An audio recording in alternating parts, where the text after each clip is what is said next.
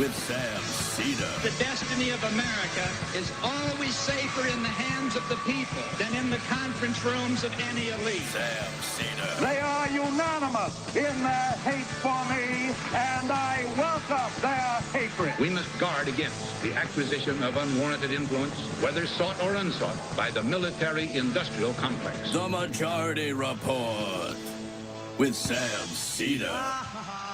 Ever get the feeling you've been cheated?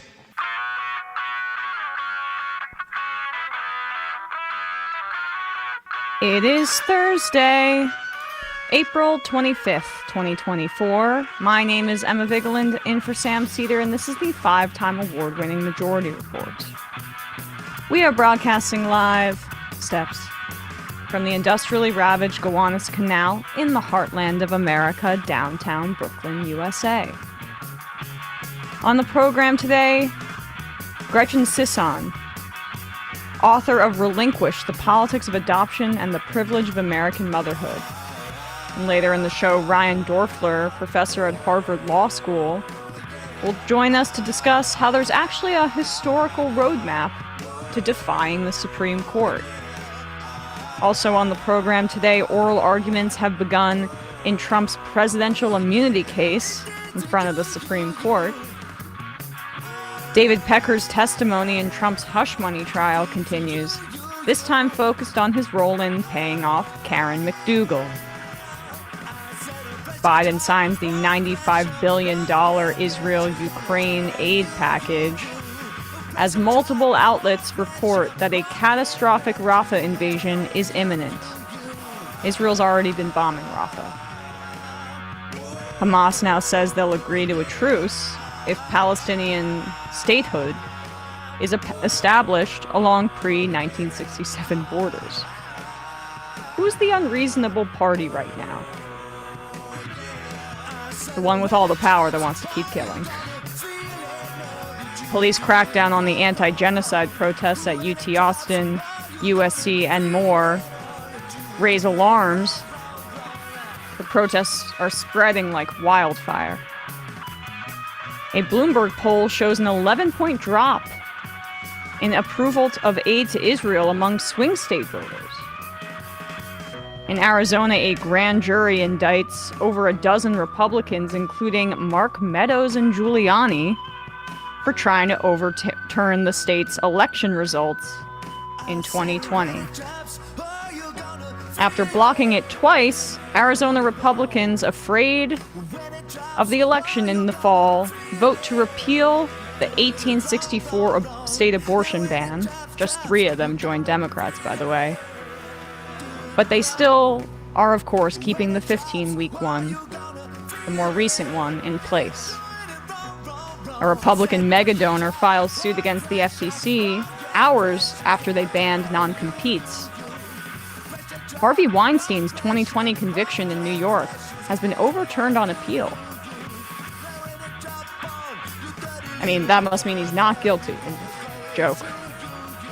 TikTok says it will appeal or fight at least, the TikTok ban Biden just signed into law. Don't sell. Agreed. Haiti's unelected Prime Minister Ariel Henry officially resigns. And lastly, in Iran, rapper Toumaj Salehi has been sentenced to death for supporting anti-government protests. All this and more on today's Majority Report. Or as I should say, an EmMajority Report, as it has been all week. Sam is off this week, folks. But here we are. Hello, Bradley. Hello, Matt. Hello. Hello. We will, in the fun half, be joined by the wonderful Binder and Matt Binder and Brandon. But first, we have a great first hour for you today. Let's kick off the show with the biggest story, really, in the news right now, again, is the massive crackdown on pro-Palestine, anti-genocide demonstrators throughout the country on college campuses. We played the inspiring footage of faculty protecting students and joining them in walkouts laying bare the reality that this is an administrative and university benefactor-led crackdown where they're bringing in the NYPD. And they're actually even to the right of the NYPD in Columbia's instance. At UT Austin, there were cops on horses going after these students. I mean, the footage it's horrific. Juan Gonzalez, Democracy Now!, who I believe was active in 68, said, actually, we were shutting down classrooms and things like that. This is to the right of 68, the what we're doing for a genocide Israel's committing right now. And I think that that's becoming a little bit more clear to people when the battle lines are drawn, because Mike Johnson showed up at Columbia University yesterday to give a speech chastising the protests and also calling for the resignation of the president, who has given the right everything that they wanted. I mean, Robert Kraft, owner of the New England Patriots, withdrew his funding from Columbia. He's a huge supporter of Israel. They've done... Because Shai Davidai wasn't allowed to call students capos? Apparently, but we know how this works, and nothing would have ever been enough, short of, doing a little bit of a Kent State action on these kids. I mean, what else can we draw from what they actually... What other conclusions can we draw about what they really want here? That's what this is headed for. I mean, Josh Hawley and Tom Cotton have both said that they want the National Guard to be deployed to Columbia. That, again, is evoking the Kent State killings by the National Guard. Someone needs to get the memo on that. And Mike Johnson has proposed cutting federal funding to schools. He said, and also revoking student visas if you're involved in these protests. He said that on the Hugh Hewitt show. But here he was questioned by Erin Burnett on CNN about his stance here. And I actually think she does a pretty decent job indicating that maybe some in the corporate mainstream media will come out now more on the right side of things now that the Christian Zionists, fundamentalists like Mike Johnson and the Republican Party are making clear their position. Thanks for your time. Obviously, there's a lot going on in Congress right now. You've chosen to travel to New York, and as you were just out on those steps calling for the resignation of the president of Columbia, there was heckling, there was shouting. That was not a warm reception.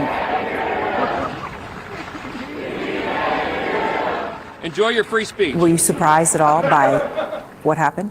Well, there was a sea of students who apparently have been involved in the protests here, and I'm not surprised that they didn't welcome our visit because we're calling out their activities. The point we tried to make today is that this is not who we are as Americans. This is not an expression of the First Amendment. This is not an exchange of ideas. This is threats and intimidation of violence against Jewish students for who they are, for their faith. And that's a terrible trend that's going on in the country right now. We have these similar types of activities and what are becoming violent protests.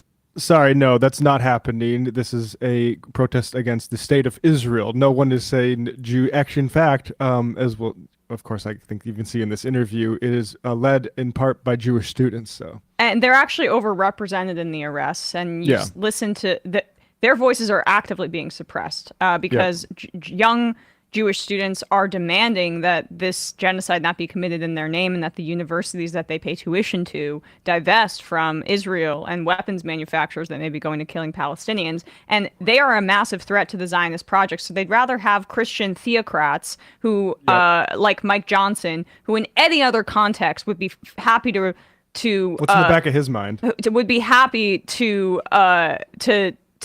repeat the anti-Semitic Great Replacement theory, now suddenly cares about anti-Semitism. Yeah, biblical crazies as opposed to anti-Zionist Jews. Yep.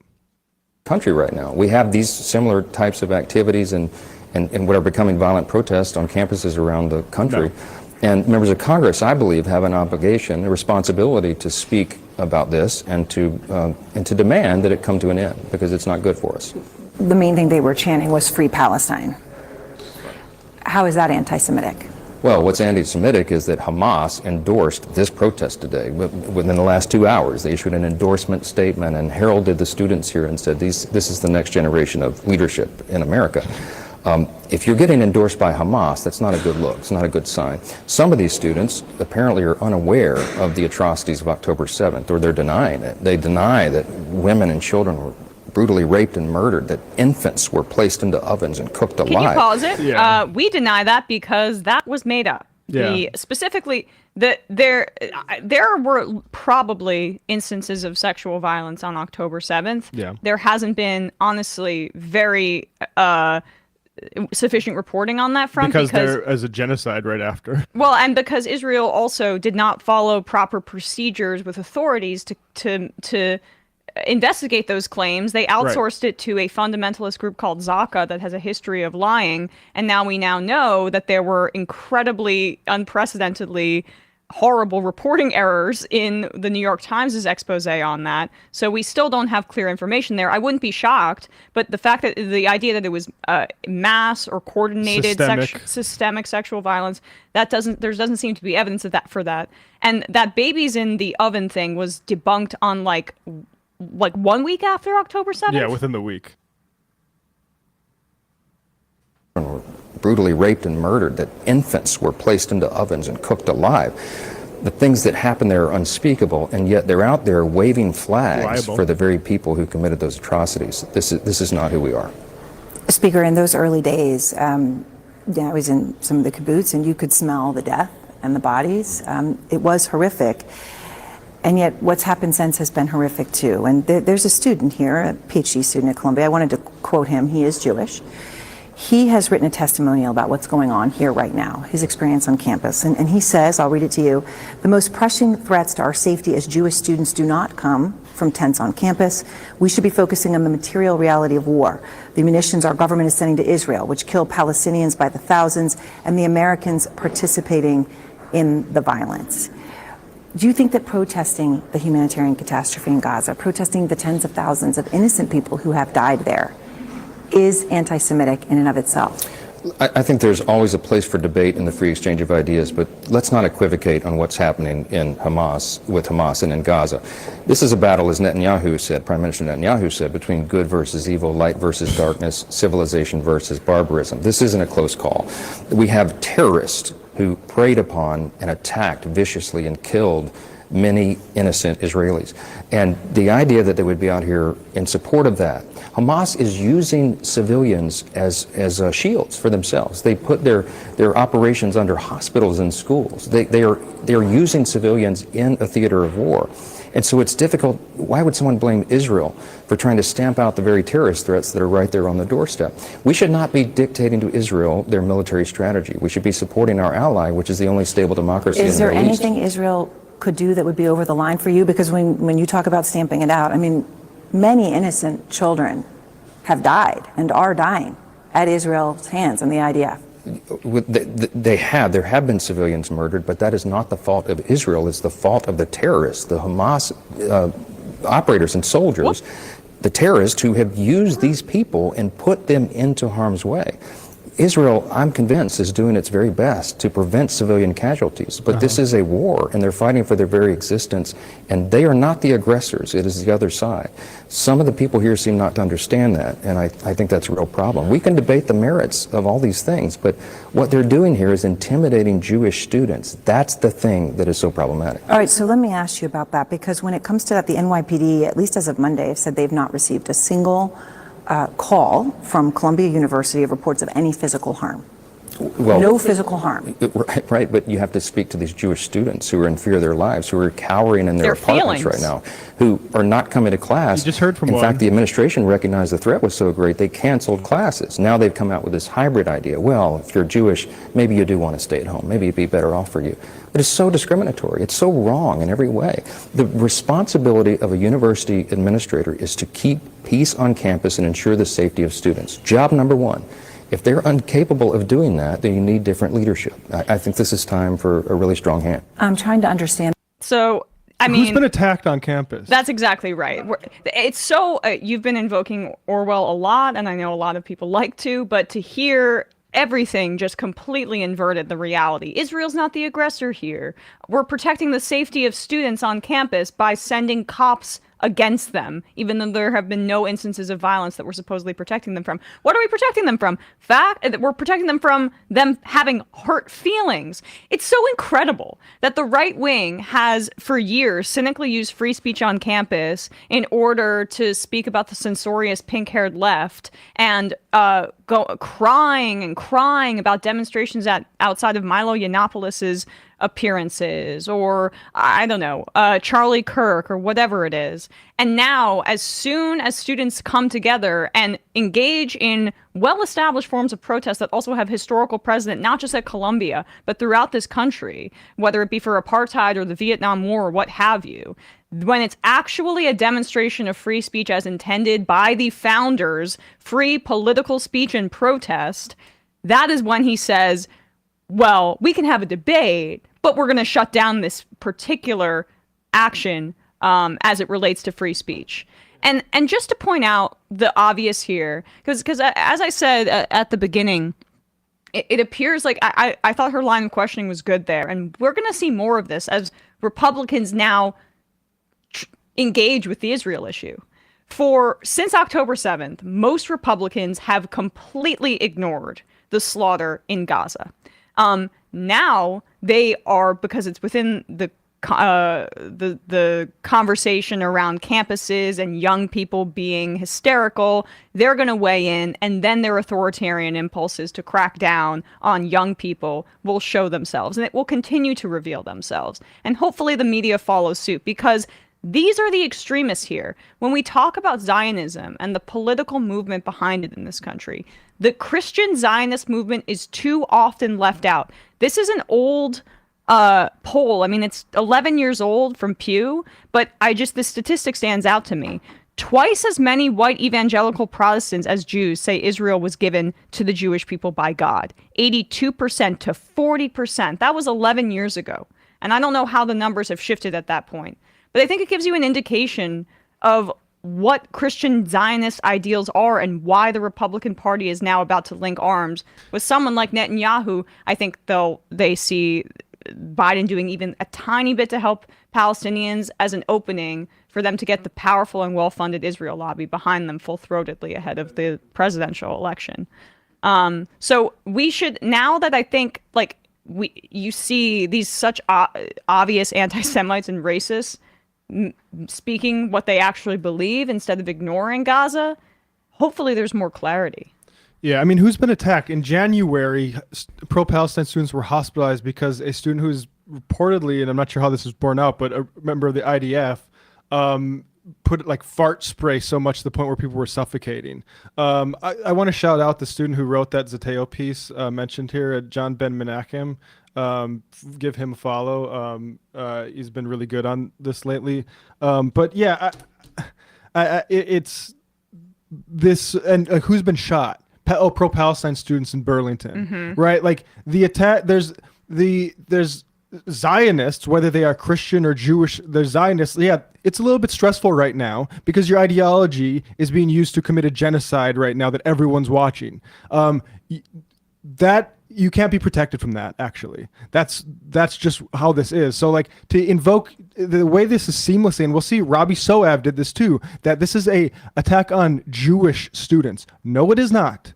If you are a Zionist, whether you're a Christian Zionist, an atheist Zionist, a Jewish Zionist, now is a tough time because yes, that ideology is, again, committing a genocide. It's going to be a stressful time. You shouldn't be attacked. Obviously, everyone's safety it should be protected. But guess what? It's not Zionists who I've seen being attacked. I've seen pro-Palestine students be shot. Yeah, I mean they're also doing the very dangerous work of conflating basically whiteness with anti-whiteness with anti-Semitism. That's how they're operating.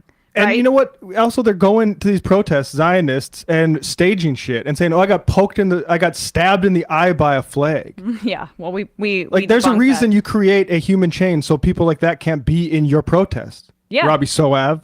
Right. And they're Gavin McInnes of the Proud Boys was there the other day. What? Right. How'd he get on campus? The ideological lines are becoming more and more clear to people. And if you are a liberal Zionist that still finds yourself agreeing a bit more with what Mike Johnson has to say, time to look in the mirror.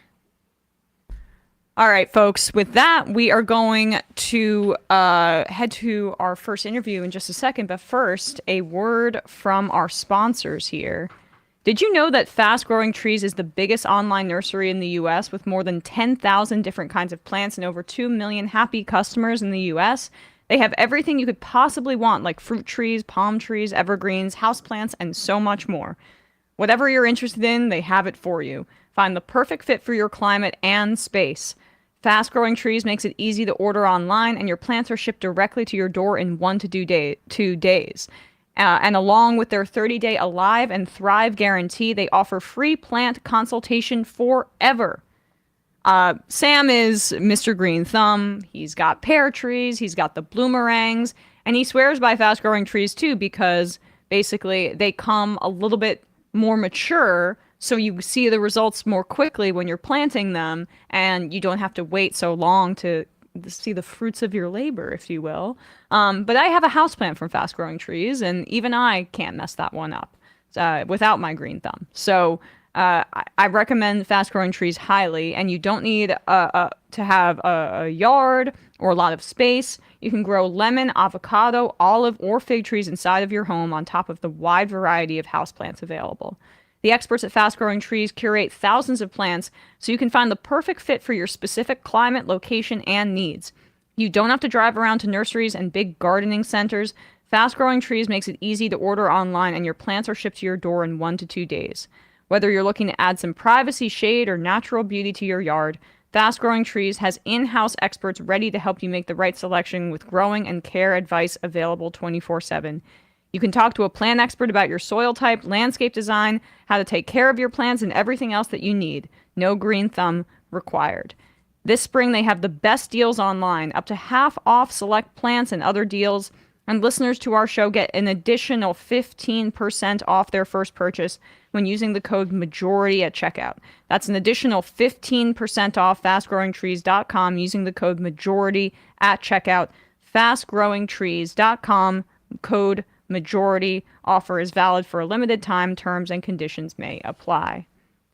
And lastly, folks, I know either it's you or somebody in your life who may be experiencing some hair receding, or perhaps they don't have the thickness that they would like.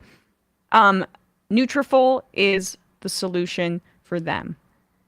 I knew somebody, by the way, it was a young woman, but she had a pretty severe health issue, lost a lot of her hair, and Nutrafol was really helpful to her in kind of gaining a lot of it back after she went through that scary health situation.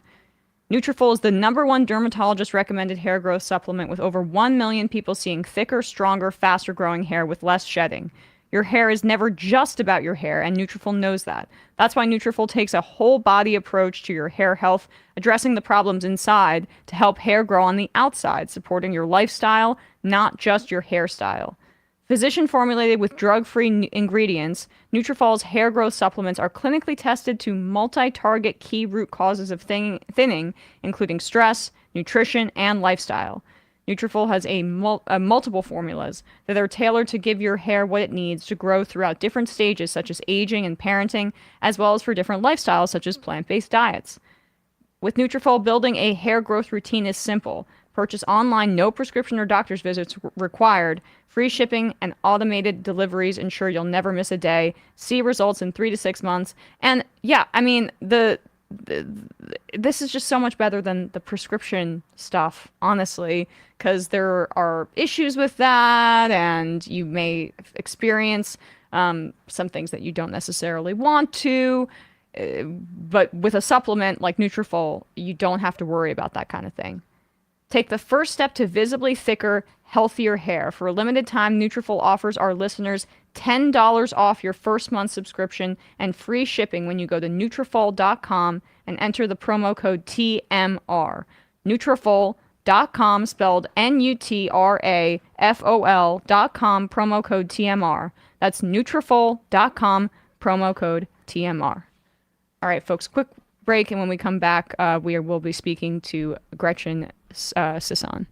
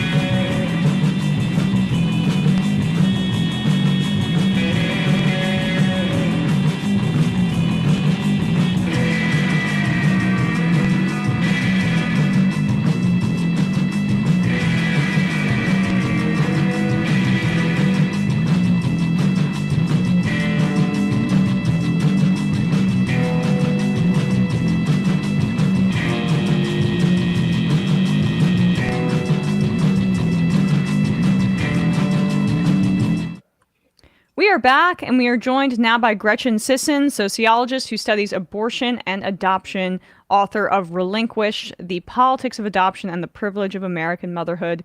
Gretchen, thanks so much for coming on the show today. Of course. Thanks for having me.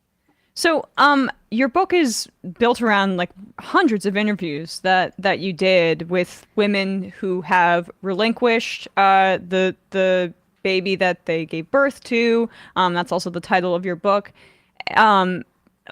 What were some of the through lines that you observed when asking these birth mothers about their experience? So most of what I wanted to do with this research was understand how women made decisions about pregnancies.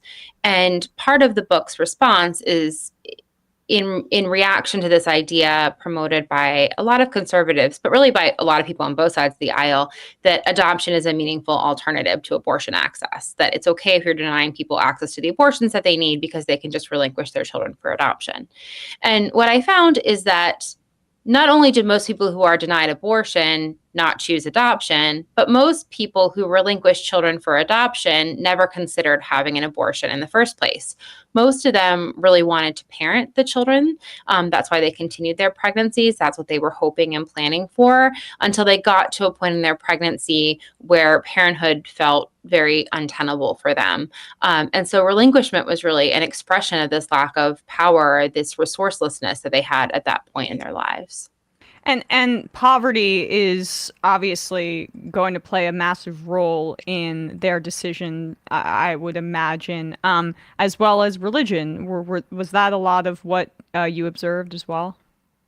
Oh, certainly. And I think poverty is increasingly the determinative factor in all of family separation. So whereas it used to be mostly middle-class white girls, and this is talking about like pre-Roe v. Wade, when you look at the baby scoop era in the 50s and 60s, they were relinquishing because there was sort of this market demand for white children that was paired with these middle-class conformities and pressures at that historical moment. You're seeing less and less of that. You're seeing more relinquishment that's just purely rooted in lack of financial resources. So most relinquishing mothers have a personal annual income of less than $5,000 per year. So you're really talking about a pretty severe chronic poverty. But you certainly do see religion playing a really big role, not just in shaping who relinquishes and the beliefs that they have around adoption at the time, but also in creating a demand for adoption. So one really common myth that we have about adoption is that there are so many children that need homes, that need adoptive homes. When in actuality, we have up to 45 sets of adoptive parents waiting for every infant that's relinquished for a private adoption. And when you have a system in our capitalist market-based economy where you have very high demand, you are going to have players, agencies, attorneys, for-profit adoption brokers who are highly motivated to increase the supply of available children. And they will often lean into conservative ideologies and particularly conservative religious ideologies to do that. And it's also conservative in its construction, as you say, under capitalism, right? Because I saw you wrote how it's such a conservative institution as a private solution to a public problem, which is conservative ideology kind of distilled, and that's how we decided to structure adoption in this country. Right. Well, we don't have to provide a meaningful social safety net to families if you just say that we should just move those children to different families, to middle class families, to families that have more financial capacity. It means that you don't actually need to invest in making sure that people have access to food and housing and stability, and let alone childcare, healthcare, all those things that make parenting possible. And I don't want to be like offensive or presume anything, but when we talk about poverty, it doesn't seem to me like, even though the transactional nature of it is wrong and is not the way that it should be portrayed, the financial compensation though for the birth mother or the woman who's relinquishing, that also seems to be incredibly exploitative, because they're still going through this enormous burden of 9 months of pregnancy, and then the trauma of relinquishing, you also write about, is in and of itself, I mean, for a lot of women or girls, something that needs to be taken into account. Yeah, I mean, none of the mothers that I interviewed receive financial compensation for relinquishing, but some of them do receive a modest level of support from their agencies. So if they're unhoused during their pregnancy, the agencies will often help them, get housing so that they can be safe during their pregnancy. Most of them are already enrolled on public health insurance. They're already on Medicaid. If they're not, agencies will help them get Medicaid, enroll on Medicaid. If they're not in a Medicaid expansion state and they're not eligible, most of them are eligible anyway, they'll help them get health insurance. They'll make sure that they're getting prenatal care. So the support that they were receiving is usually pretty baseline. And it's also somewhat coercive, right? So there were mothers who were told, if they were having second thoughts after their baby was born, well, you can parent your child, but then you owe us money for the housing that you received while you were pregnant, right? Then you owe us money for the support, the stipends that you received so that you could feed yourself while you were pregnant, right? And it becomes this tool of coercion to really ensure that the adoption is completed at that point. And who are these agencies? I mean, I knowing or reading about people who have been parents, and it's usually framed from the adoptive parent's perspective, by the way, who are going through that process, say that these agencies are nightmares, that the wait lists are very long, and that it's a complicated kind of audition process. How are they constructed, and who funds these agencies? Most agencies are nonprofit organizations, but even as nonprofit organizations, they still have to ensure a certain number of adoptions are happening every year in order to stay in business. And very recently, a lot of adoption agencies have been closing because there simply aren't enough babies that are available, right? Some of the largest adoption agencies in the country have stopped taking applications from prospective adoptive parents because there just are not enough babies available. This gets back to the really high demand, very low supply. But I think that and it's uncomfortable to talk about adoption as a marketplace because we're talking about human beings, but it's important to understand that it is one, and that shapes so much of what this practice actually looks like. So when you have adoptive parents, prospective adoptive parents talking about really long wait lists, that's because there are not enough babies. When you talk about them, when they speak to the idea of adoption is very expensive, adoption is expensive because you have high demand. A lot of people are willing to pay a lot of money for this. It drives up the price.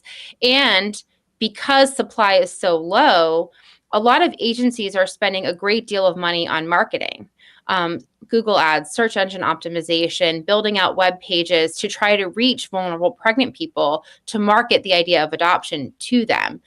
If you look at these nonprofit agencies' tax returns, a lot of times they're spending more money on marketing services than they are on actual support for the birth parents, or even on legal fees in some cases. The cost of adoption is driven by the fact that it is a high demand, low supply market. most agencies in this country, sorry, I should say most adoptions in this country are through religiously affiliated adoption agencies. So you'll see a lot of adoption agencies associated, particularly now with the evangelical church. A couple years ago, it was a lot through the LDS church. The Catholic Church still plays a very big role. Catholic Charities has always facilitated adoptions. They were a huge player when you look historically at like pre-Roe v. Wade.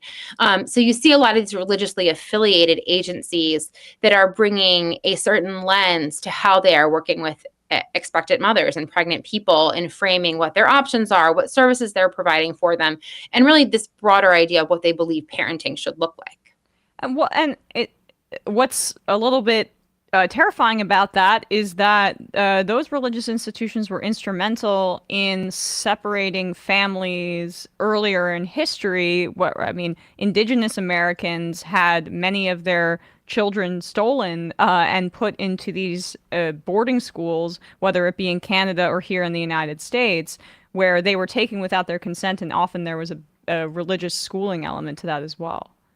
Yeah, for sure. And the boarding schools actually went directly into the Indian Adoption Project, which fed Native and Indigenous children into the private adoption system. And that really only ended in the 1970s with the Indian Child Welfare Act. But we still see these continual challenges to the Indian Child Welfare Act. There was a huge one with the Baby Veronica case in 2013. There was a one that I was convinced, and most advocates in this space were convinced we were going to lose last year with the Brackeen versus Holland case. I actually wrote the book assuming we were going to lose that case. They were the happiest edits I made to the final manuscript after we actually were able to preserve the Indian Child Welfare Act, which is this effort to ensure that Native children are raised in Native families and tribes. So these things aren't going away, right? This history, we think of the history of Native boarding schools as this sort of remote history, but it moved right into the Indian Adoption Project, which continues to get challenged through these existential court challenges to the Indian Child Welfare Act. So these issues are not going away. And you give a lot of that context about how the United States engaged in family separation, yes, with Native American families, as well as, of course, the entire slavery apparatus was built on family separation. What about the legacy of slavery as it relates to this? Yeah, so I think it's important when we talk about adoption as a market system. The market demand has always been, until very recently, was primarily for white children. Right. Native and Black families particularly were separated for other reasons, right? It wasn't to make Black children available for adoption. It was used as a way of policing and social control for Black families. This is how family separation functioned during American slavery. It's how it functioned during the Jim Crow era when Black families were told, if you want to enroll in public benefits, then you need to have a government worker come and make sure that you're providing a suitable home for your children. And Black families did not want a government worker to come into their homes and assess their parenting, right? Because they knew how that was going to go for them. So they declined to avail themselves of these public benefits, right? It was used as a way to control and keep Black families to benefit from these investments that we were making in white families. We see that today in the family regulation system. The family regulation system, child welfare, foster care, that's the public adoption system. My book really focuses on the private adoption system. And historically, those have been very different systems, racially, economically. But I think they're converging more and more because poverty is really becoming the uniting factor for both. Poverty is driving private relinquishment, and poverty is driving all of this regulation, this policing, this idea of poverty as a form of parental neglect that you see happening in public adoptions and in foster care. And several of the mothers that I spoke with, particularly the Black mothers, viewed the threat of family separation through the foster care system as a contributing factor to their relinquishment through the private system, right? So I share the story of one mother, Black mother who had 3 children that she had raised. She was pregnant with a baby. She was dealing with postpartum psychosis. She knew she was not a safe parent for that baby, but she was worried that if she availed herself of the child welfare system to try to get the support that she needed, the care that she needed for that child, she'd lose custody of all of her children. And so she ended up relinquishing the baby for private adoption because of this sort of looming threat of foster care as something that could pull her whole family apart. And you saw that as a recurring theme, mothers who viewed the threat of separation within foster care as a reason to engage with the private adoption system preemptively. The private adoption system versus the public one, or foster care, are infants more highly coveted in the private adoption system, or more?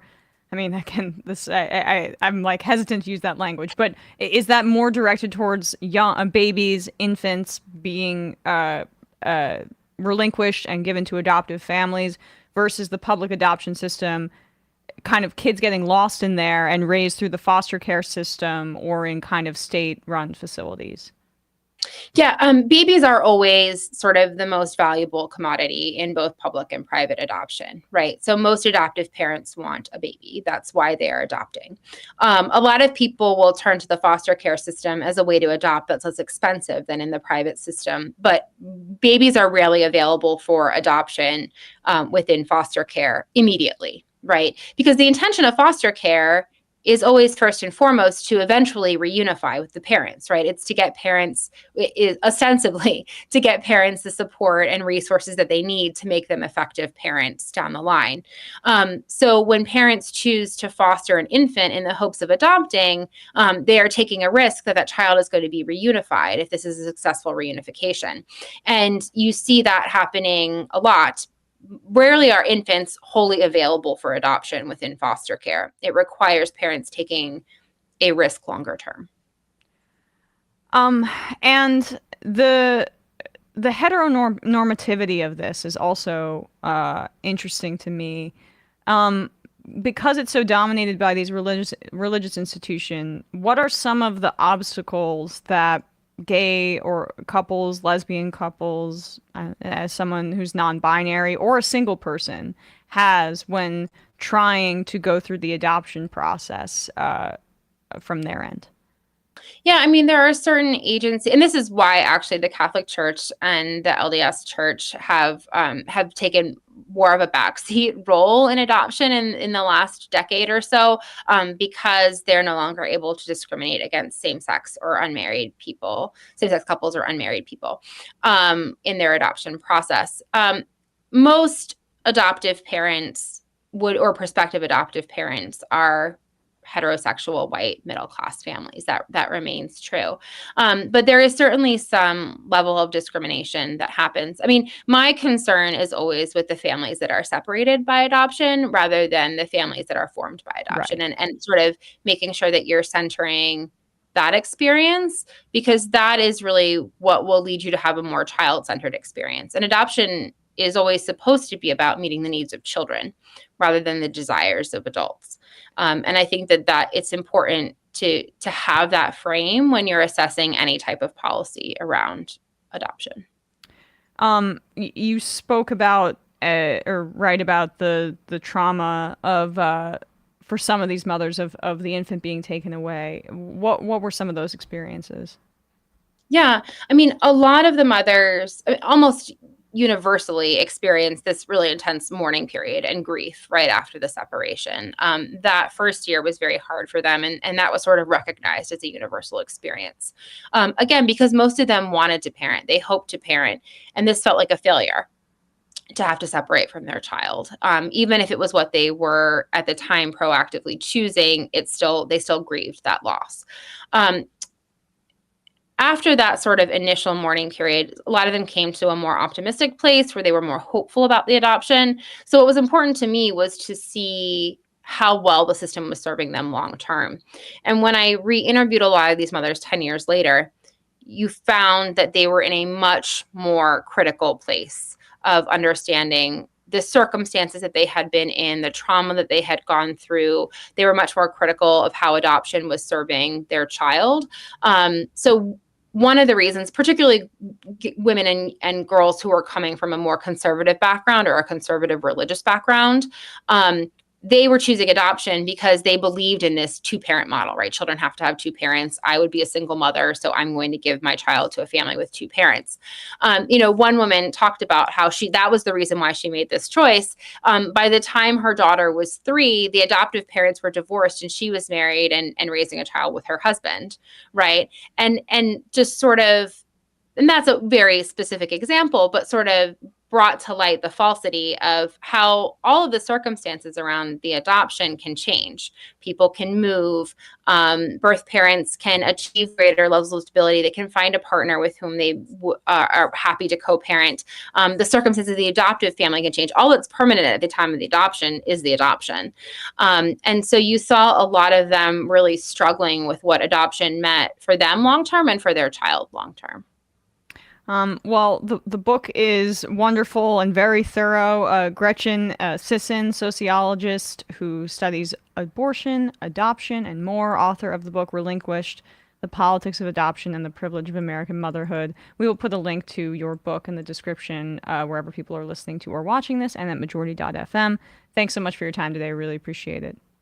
Thank you. All right, folks, quick break. And when we come back, we are going to be speaking to Ryan Doerfler, professor at Harvard Law, about defying the Supreme Court.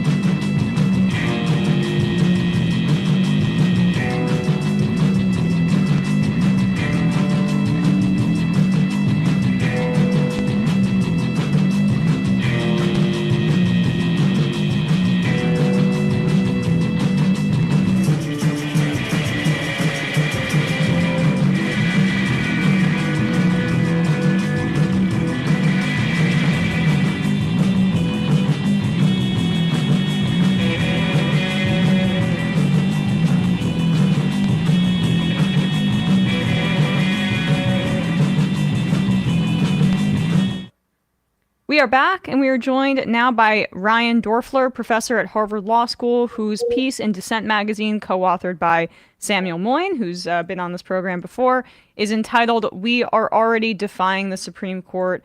Ryan, thanks so much for coming on the program. Thanks for having me. So you write about how both liberals and conservatives kind of uphold this popular narrative that compliance with the Supreme Court is basically intractable and you've got to do it. But historically, that's not always been the case. And you write about a lot of these examples.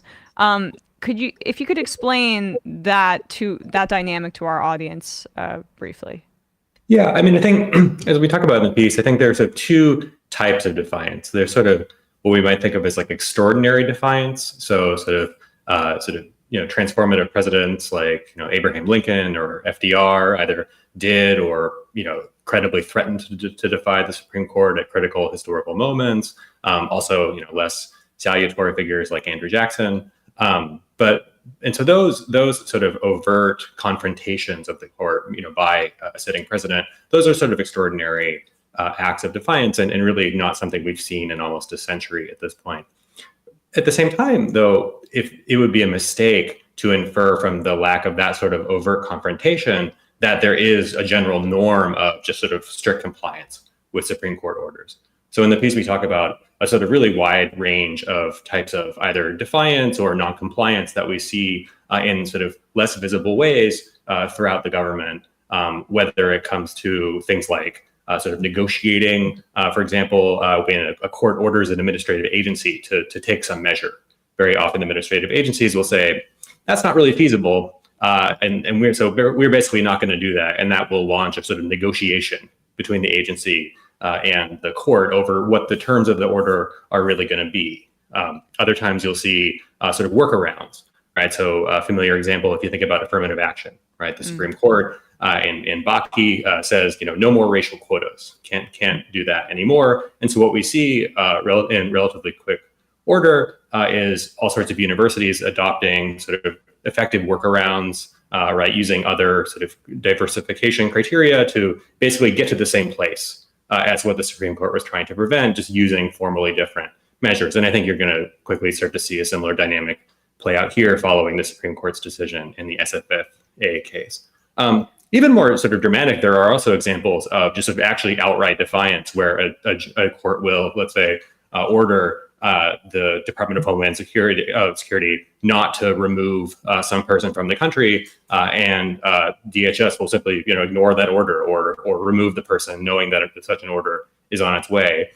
In contrast, though, to those earlier extraordinary examples, those are sort of like below the radar actions. So these are not cases that the president would necessarily tout, right? Sort of try to make political hay out of that act of defiance.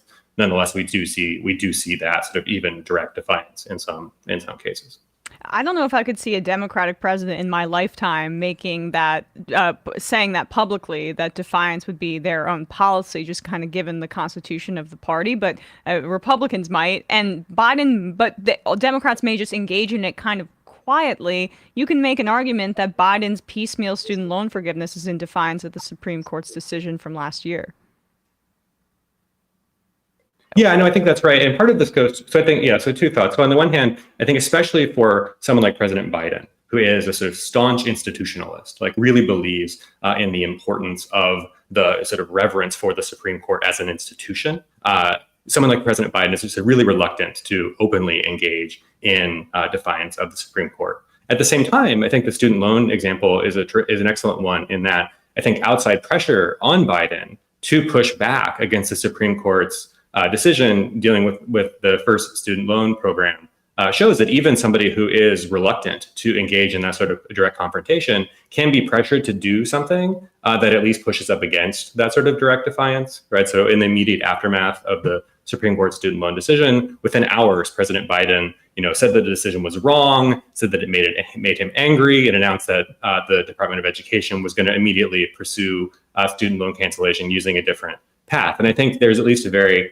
plausible understanding of defiance or non-compliance, where we would say that what President Biden is doing there is defying, is refusing to comply with the Supreme Court's order. Can we go back to the beginning? And your piece writes about Marbury versus Madison, which basically established the power for courts to have judicial review. And that's now been interpreted by a lot of institutionalists, really, or is specifically some right-wingers on the court these days, as judicial supremacy. But even Thomas Jefferson kind of defied that during that, in the wake of the Marbury versus Madison decision in 1803. What happened there, and how did it kind of set the stage for some of the issues that we are presented with the Supreme Court's seemingly like unending power? Yeah, I mean, Marbury is an interesting case. So on the one hand, right, so Marbury was sort of the first case where it seemed that the Supreme Court was poised to order President Jefferson to seat opposition party members as Justice of the Peace in Washington, D.C. And Jefferson, at least according to the historical record, seemingly credibly threatened to defy an order to that effect. And so what the Supreme Court did in an effort to preserve its apparent power, its apparent legitimacy, was declare that actually it lacked jurisdiction over that case because Congress had unlawfully assigned it. It had attempted to assign it jurisdiction in contravention of the Constitution. And so this is often sort of presented as this sort of strategic coup from Chief Justice John Marshall at the time, where he established the power of the court to declare legislation unconstitutional by taking a measure that President Jefferson actually liked. Right, avoiding this direct confrontation. Now, I will say, and this is sort of described in great detail in a forthcoming book by my colleagues Nico Bowie and Daphne Renan, that sort of narrative around Marbury versus Madison is really establishing the power of judicial review is kind of a sort of historical myth. Right, at the time, sort of Marbury was decided, but then sort of the court really didn't assert its authority to engage in the sort of interventionist sort of approach that we are familiar with today, really until around the Civil War period. And that sort of narrative about Marbury being the origin is sort of a court-manufactured myth. It's convenient for them because then they can just engage in what they're doing right now, which is any kind of anything passed through the legislature that we have an issue with, we can cut into it or make it more difficult to implement. this concept of basically defying or disobeying the Supreme Court seems more relevant now than ever. You mentioned the FDR example about how he defied the Supreme Court twice, and both of those seemed quite righteous. Do you mind explaining those examples to the audience?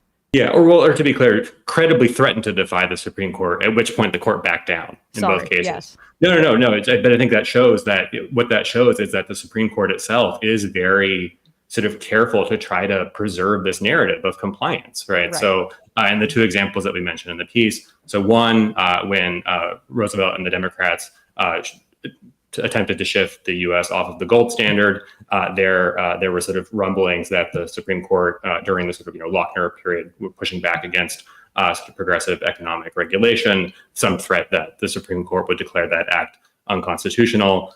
There, President Roosevelt again threatened to defy, and the court ultimately backed down. And the other example was the decision to try alleged Nazi saboteurs in the U.S. via military tribunal rather than in an Article III court. There again, the sort of clear implication from President Roosevelt was that to the extent that the court were to say, no, you have to try these alleged saboteurs in front of an Article III court, that Roosevelt was simply going to defy that order. And so again, the court backed down. You write that the role of the judiciary exists within, quote, politically constructed bounds, or you quoted Richard Fallon saying that. Can you define what those bounds are? And if you could answer whether that's always been the case or if this is a newer phenomenon that's maybe ramping up. Yeah, no, I think in some ways it's unavoidable that the scope of judicial authority is politically constructed, in the sense that the scope of judicial authority in practice is, when the court says do such and such, do people listen or not? And that's always an open question, right? That's just a sort of social norm that we, comply with court orders or we don't. But what we see sort of throughout the court's history, again, is it sort of testing out and sort of carefully attempting to expand the range of intervention. So again, going back to the Marbury example, right, for almost the first century of the court's existence, right, there are sort of basically no examples of the court sort of openly declaring acts of federal legislation unconstitutional, right? And why is that? Well, in part because, again, there's this sort of apprehension that people are just going to ignore the court or get really angry at it, and Congress or the president will retaliate. And so in an effort to sort of avoid that sort of retaliation, we see the court be very cautious. Again, sort of starting in around the Civil War period, we see the court attempt sort of pretty aggressively to expand its power. But again, sort of throughout that, there is just this sort of ongoing negotiation, both between the court and the other political branches, but also in turn, right, there's a sort of ongoing or at least should be an ongoing conversation or contest between the court and the public. And so I think part of what we try to emphasize in the piece is that in many ways, that sort of ongoing contest in those earlier moments where we saw presidents politicize their confrontation with the court, the public sort of was made aware that sort of how much authority the court ought to have is a live question that we have to answer as a democracy.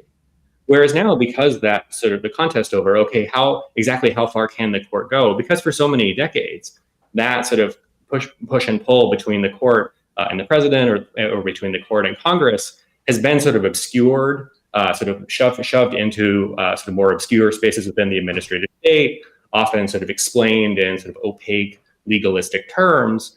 That can give the impression that, again, that there is no ongoing contest, which then changes the character of the contest. It shifts it from a contest between, at least potentially, the public and the court to, in effect, a contest between elites that the public is simply unaware of.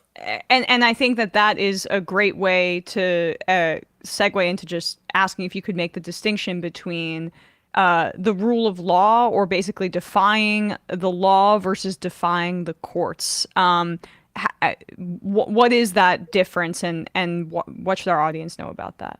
Yeah, totally. So I think there is, and again, this is like a real success on the part of the court, but I think with complicity of, the president and Congress over time, to think that to defy a court is sort of per se to defy the law, right? If we don't follow judicial orders as a strict rule, that we simply live in a lawless society, right? And I think it's sort of very easy, I think, to explain why that sort of equivalence between rule of law and rule of judges are not one and the same. Because I think if you go back to, for example, the student loan case, I think it's fair to say at the very least that, or in the court's opinion, right, the court says, we read the statute so as to clearly preclude the debt cancellation program that President Biden has implemented. And as Justice Kagan says in her dissent, and again, Justice Kagan is really a judicial moderate, right? She's not some sort of left-wing firebrand by any stretch, but Justice Kagan says, look, to reach this conclusion, the court has had to invoke this thing that it calls the major questions doctrine,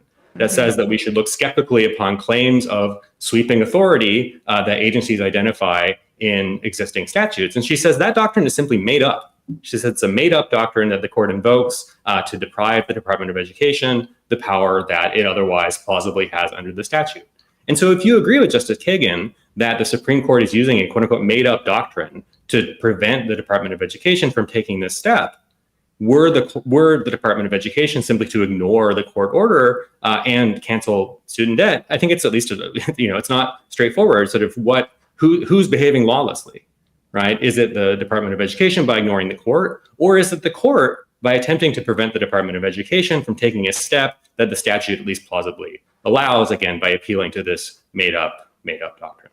And this major questions doctrine is going to be employed even more as this kind of right-wing Supreme Court begins to look into whether or not it has the authority to regulate the expertise of agencies. And then the Chevron doctrine is kind of hanging by a thread. It feels like this kind of concept of disobeying the Supreme Court or defying it is going to have relevance if this attempts to hamstring agencies from doing kind of any regulations throughout without going through the legislature as is being floated.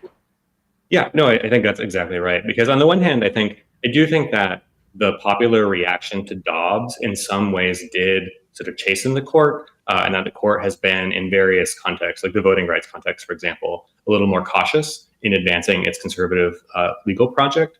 But the exception, though, I think is really in the administrative context, where there again, I think the student loan decision is the clearest example, but there are several others where, notwithstanding the backlash in the reproductive rights space, the court seems to be going full bore on its sort of anti-administrative project. So you mentioned the Chevron decision, which seems very likely that the court will either reject or significantly sort of water down the doctrine that agencies should enjoy deference when interpreting the statutes that Congress has tasked them with administering. But also other cases, there's the sort of Jarchezi case where it seems very likely that the court will hold that agencies can't issue certain types of remedies, in particular significant fines, saying that no, if fines are going to be used as a remedy, have to go to an Article 3 court. So there are all kinds of places where I think we will see the court continue quite aggressively in its effort to limit administrative authority in all kinds of areas. I think also if you think ahead to the FTC's non-compete rule that it just promulgated the other day, I think that's very likely to find its way to the Supreme Court in short order. And so all of those cases, I mean, these are really incredibly important policy decisions that the court is attempting to take away from agencies and give to itself. And so in those cases, I think those, especially those very high stakes cases, at least contemplating various forms of pushback, I think is essential. Ryan, before we let you go, I couldn't have a Harvard law professor on without just asking you a bit about your thoughts about the encampments and the protests that are going on at Harvard. I saw an encampment was put up yesterday by students basically protesting genocide in Gaza. As a professor, what's your take on that? Yeah, I mean, my take most immediately is that I'm just incredibly proud of the students for the bravery that they are showing, not just now, but throughout the conflict.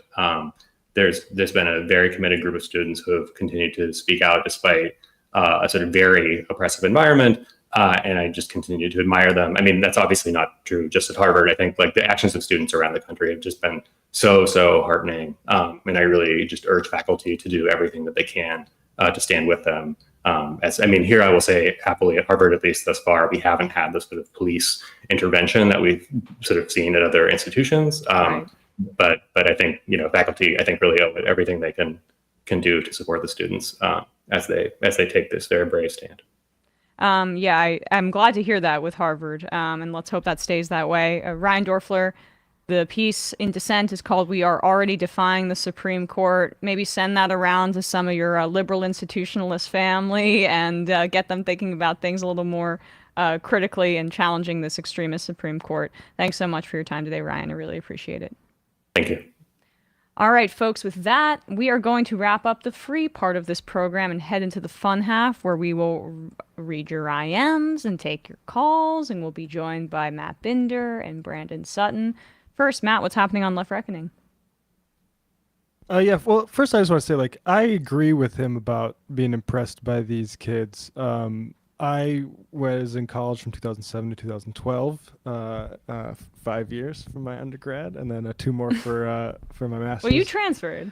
I double majored. Oh, double majored. But anyway. I mean, not to brag. But their grasp on these issues is, and there were things going on, Occupy, for my generation and things like that. But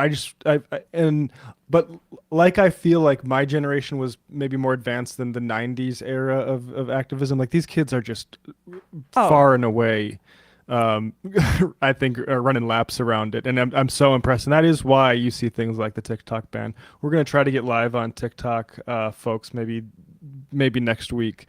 But the kids are okay. In fact, they are a cause for insane amount of hope at a really, really dark time. Yeah, I mean, I went to college from 2012 to 2016, so we have a good span there. And the environment was just entirely different. And, look, it's a liberal arts school. It wasn't particularly, honestly, not very activist. But I, even as someone who was politically active back then, you just kind of see how kids are talking about colonialism and racism in this really, thoughtful way. And I honestly think the Bernie campaign and what it did for understanding about systems of, capitalism and oppression jump-started a lot of this. And they're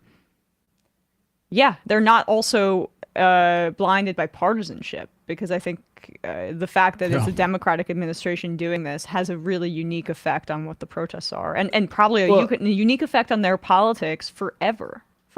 Yeah, right? On Left Reckoning, on Tuesday, we talked to 2 uncommitted New Jersey activists, and I think it was Michelle who said, what I say all the time is and kind of the Olayemi take on weakest adversary is if this was Republican, the Democrats would be fundraising off of this. They'd be using it for campaign gas. And instead, we actually see the real contradiction in here, which is that most people support a ceasefire, and yet the people who are making decisions would rather have students be arrested for Bibi Netanyahu and Israel's genocide than doing basic things, which is it's not like we have to invent the wheel here. Mm-hmm. We have to do what we did about South Africa, and people might not like that comparison, but that's because they're Zionists, and it's too suggestive to what the actual course of action need to be taken here is. I mean, we're not comparing atrocities. I mean, South African apartheid, unbelievably brutal, but in the short span of time, the slaughter of these Palestinians, the idea that we can't see the system for what exactly it is. And why we shouldn't be complicit in supporting the system continuing like this. It's appalling, and God bless those students. How dare anybody smear any of these students in this moment? And all those people are doing is material support for a genocide. Yep. And keeping up to the point where leaders in media, and Aaron Burnett doing a great job there, because the opposite, which is averting people's gaze from mass graves being uncovered, to manufactured incidents on college campuses, is material support for genocide. And people at the level of CNN or whatever, if we actually judge things, there should be penalties for that sort of stuff, but there's not going to be. Instead, you get to hear them fantasize about, take the masks off so we can identify you and destroy your future career prospects. Right. mask up for these protests. I went to the one in Washington Square Park when it was pouring rain, and I went with, well, I shouldn't say who I went with, but I went, I was the only one who didn't mask up because my opinions are out there. But if you you're fearful of retaliation from your employer, just wear a mask and make sure that you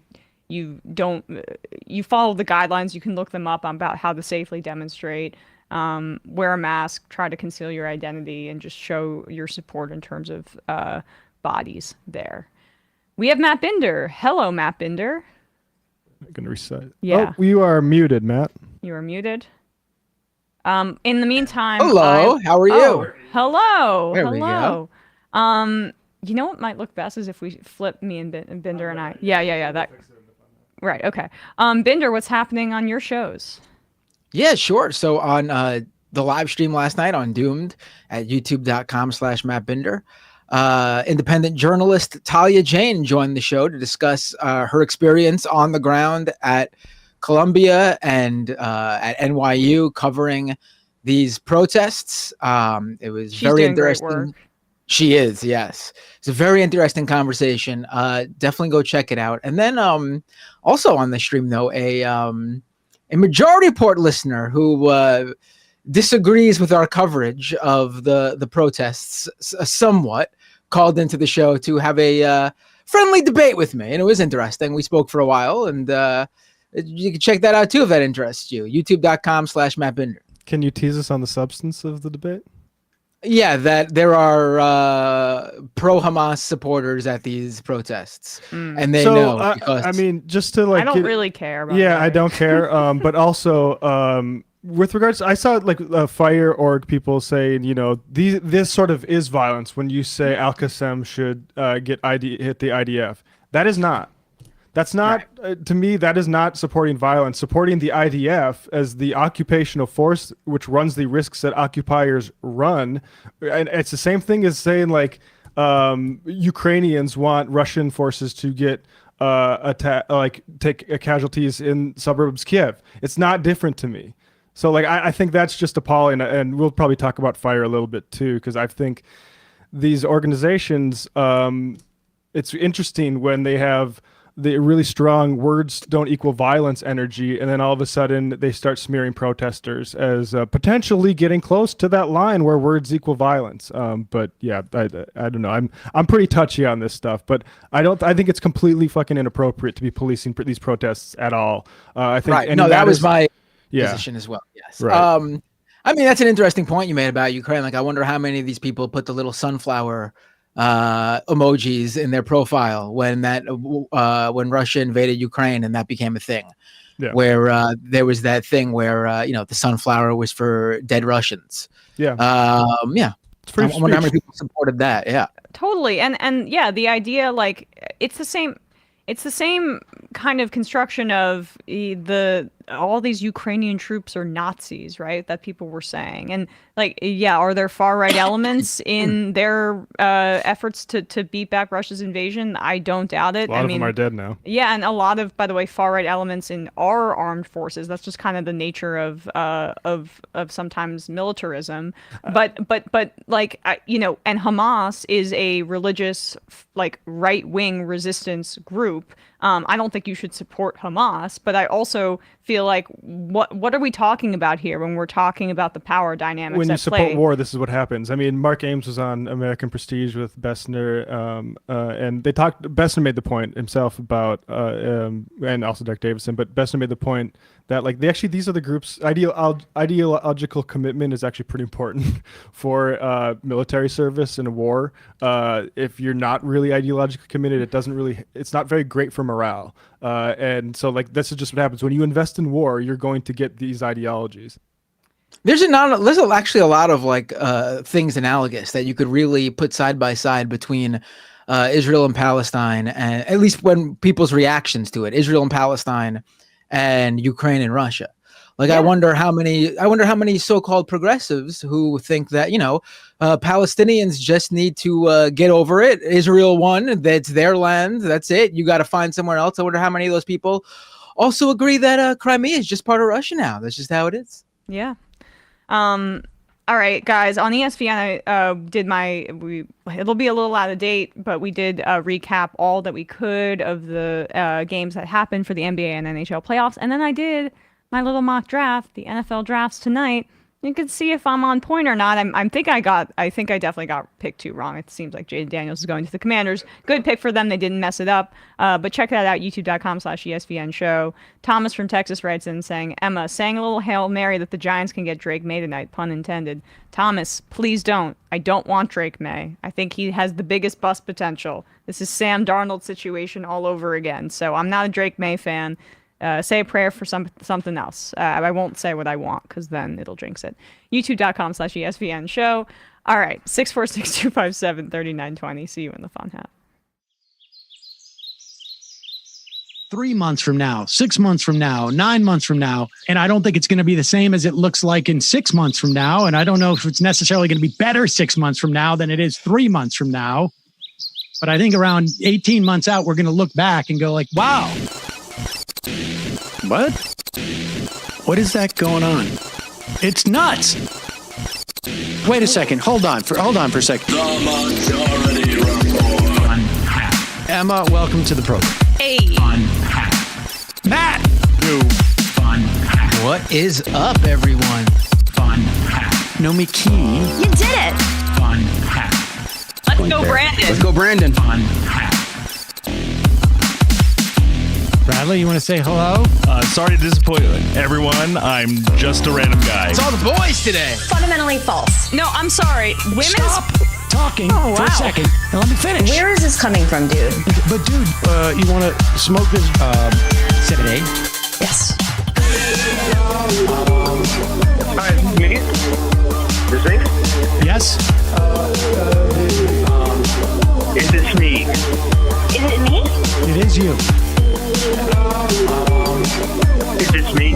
Hello? Is this me? I think it is you. Who is you? No sound. Every single freaking day.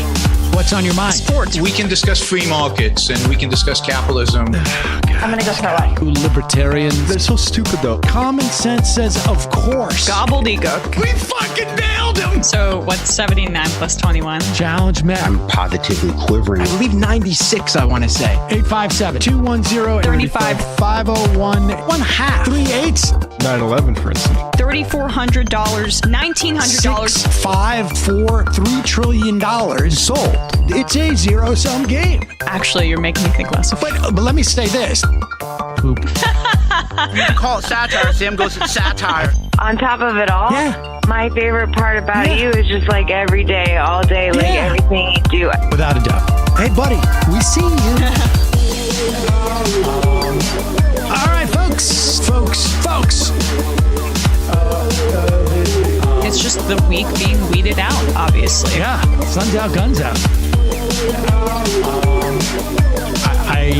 I don't know. But you should know. People just don't like to entertain ideas anymore. I have a question. Who cares? Our chat is enabled, folks. I love it. I do love that. Look, gotta jump. Gotta be quick. I gotta jump. I'm losing it, bro. 2 o'clock. We're already late, and the guy's being a dick. So screw him. Sent to a gulag? Outrageous. Like, what is wrong with you? Love you, bye. Love you. Bye-bye.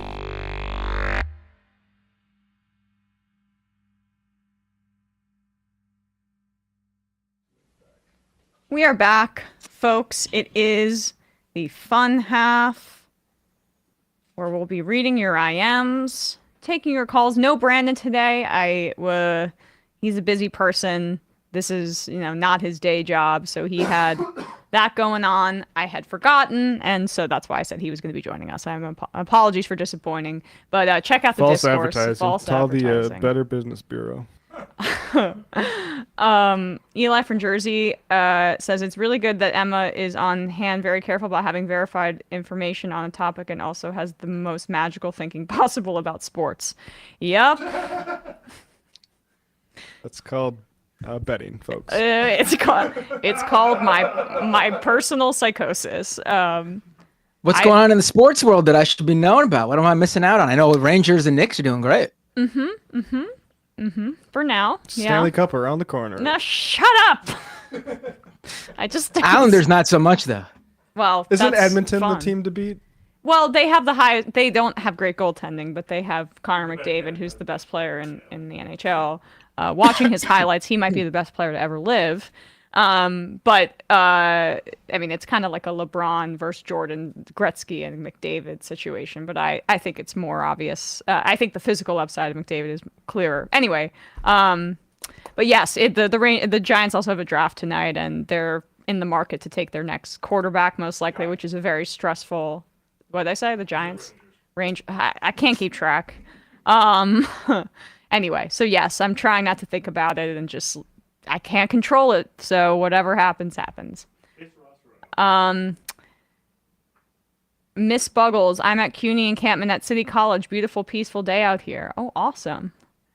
Yeah, actually, people tag us, tag the Majority Report in whatever social media. If you are at these protests, call in too. Call in, tag us. Yeah, free retweet. Absolutely. I mean, this is like what we're here for. Yeah.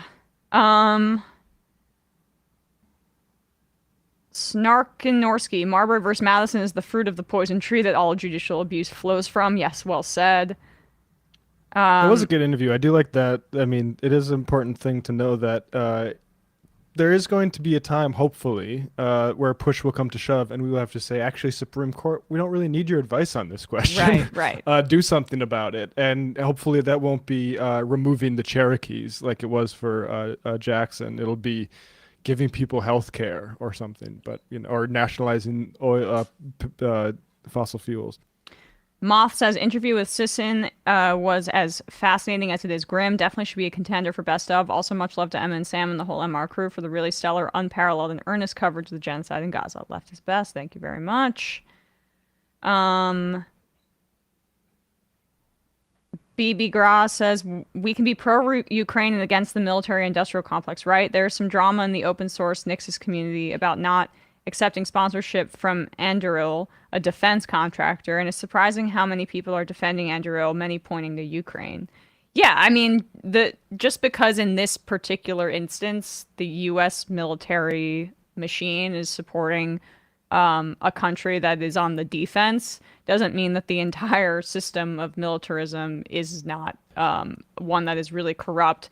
There was a study out of Stockholm, sorry, just quickly, Matt, that said that military spending with inflation calculated is at a 35-year high, and the United States contributes to 1/3 of that. That's not sustainable and something that needs to be deconstructed. So, go ahead. I mean, I just think like the way that I don't blame Ukraine for a lot of the stuff. Like I don't think we really wanted them to win. I think we wanted what Hillary Clinton said we wanted, which is a way to grind down Russia, and we did that and so like we weren't actually going to try to help Ukraine win, and they never really did. The capabilities, it's always been don't right now, and who knows how much of this is just us playing politics, but the official thing is don't attack Russia's oil interests because that might cause a problem. Yeah. But it's like, how many people are we supposed to grind through with some type of warfare that actually isn't meant to really win? I don't know. It's horrible. But I agree. Like, to me, it's like it's the question of like whether we help people defend themselves. It's like, how do we do that? Do we do that just with a robust America, NATO sort of military backing, or are we trying to bring the world around to the question?